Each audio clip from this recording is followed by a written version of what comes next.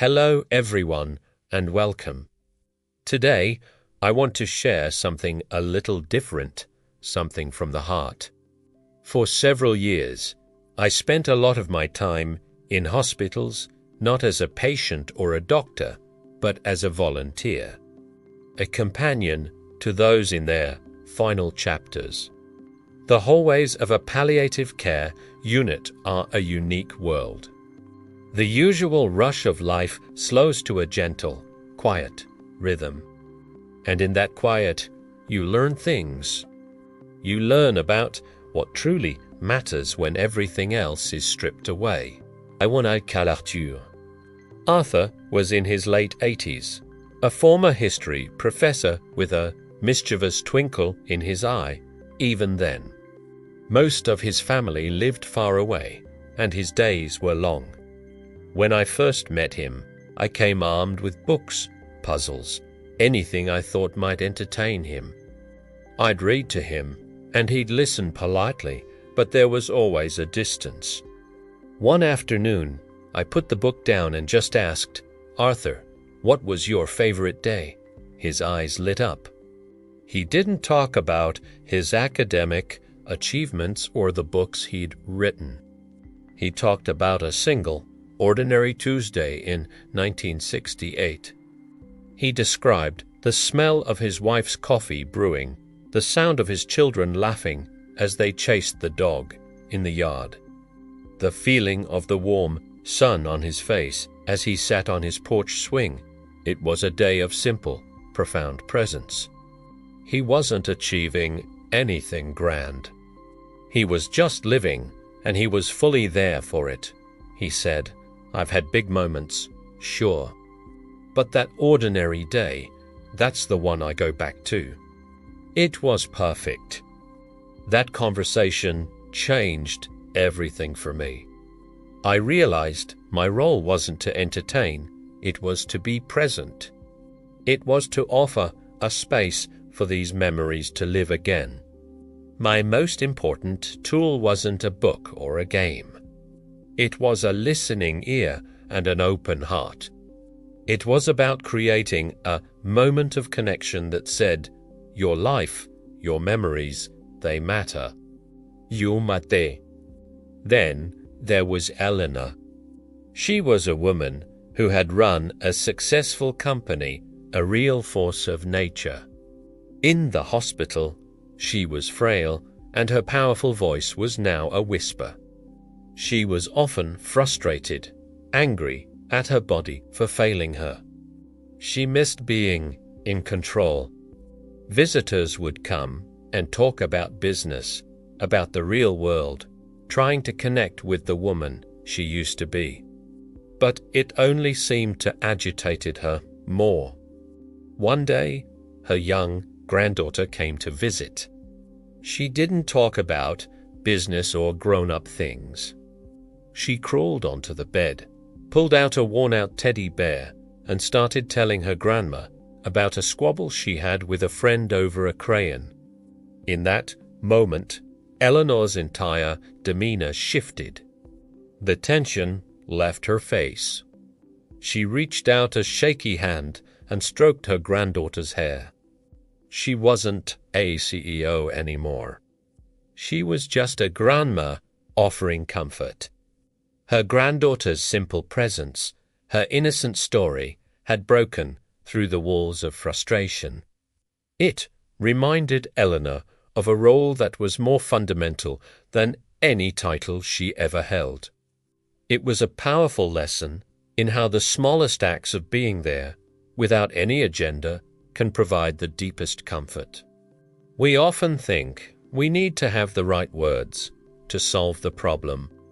But sometimes, the most healing thing we can do is just to share a space, to hold down, tell a story about a crayon.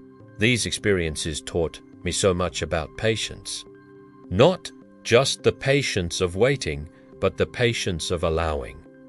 Allowing someone to be exactly who they are in that moment, sad, angry, nostalgic, or peaceful. It is about letting go of our own need to fix things and simply being with the person. In our fast-paced world, We are always rushing to the next thing, optimizing our time, measuring our productivity. But in those hallways, time has a different quality. A 5-minute silence isn't awkward. It's a shared space of understanding. A repeated story isn't a sign of a failing mind. It's a cherished memory being held up to the light one more time. I remember a man who would ask me the same question every time I saw him. Did you see the sunset today? At first, I'd just say yes or no. But then I realized what he was really asking. He was asking me to notice. He was reminding me that even when your world has shrunk to a single room, the universe still offers moments of beauty. So I started paying more attention. I'd come in and describe the colors, the pinks, the oranges, the deep purples. I'd tell him how the clouds looked, and he would close his eyes and smile, seeing it through my words. He was teaching me to be present in my own life, outside the hospital walls. What do we do with this? How does it apply to us right here, right now?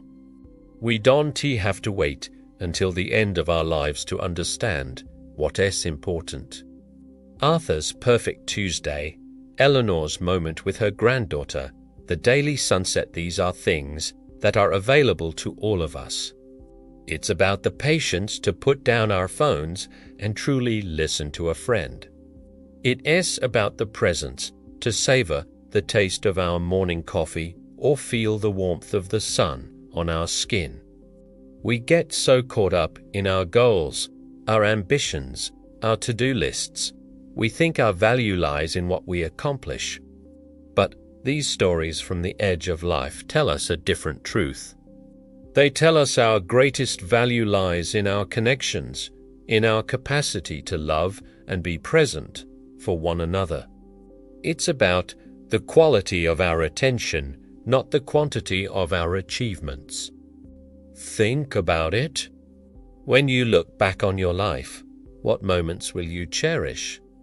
Will it be the day you got a promotion or the afternoon you spent laughing with your family until your sides hurt? Will it be closing a big deal or holding the hand of someone you love, just being there with them? The lessons from the hospital hallway are a gift. Notodomar, butobemar. To be more present, more patient, more aware of the simple, beautiful moments that make up a life. Don't wait for a crisis to start living this way. Practice presence today. Put your phone away during dinner. Ask someone about their day and truly listen to the answer without planning what you're going to say next. Notice the sky. Be there for the ordinary, because as Arthur taught me, the ordinary days are often the most perfect ones we have. They are the fabric of a life well lived. Thank you so much for sharing this time with me today and letting me share these stories. They are deeply personal to me, and I hope they've offered you a moment of reflection. If this resonated with you, please consider liking the video and subscribing to the channel for more conversations like this. I'd love to hear your thoughts in the comments below. What is an ordinary moment you cherish? Take care and be present.